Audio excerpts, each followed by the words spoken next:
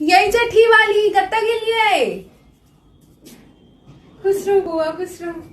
ई भतीजा छे हमर, काइले ले बम्बई से। अच्छा, बम्बई से अयले। हाँ यही सब बम्बई में रहे छे ना आप। ओ बउआ, तो बताओ तो वहाँ पे कैसे है सब? आगे होता सब ठीक छे, अहाँ अपन कहू।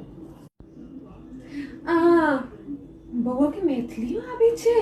हाँ यही आबे चाही ना, आई काल बच्चा सबके, आई काल गांव घर के बच्चा सब तो मैथिली बजनाइए छोड़ दिल के से तो अहाँ के पता है। आप शहरों के बच्चा सब नहीं पता है जना के पिंकी, आप शहरों के बच्चा सब तो सीखो कम से कम।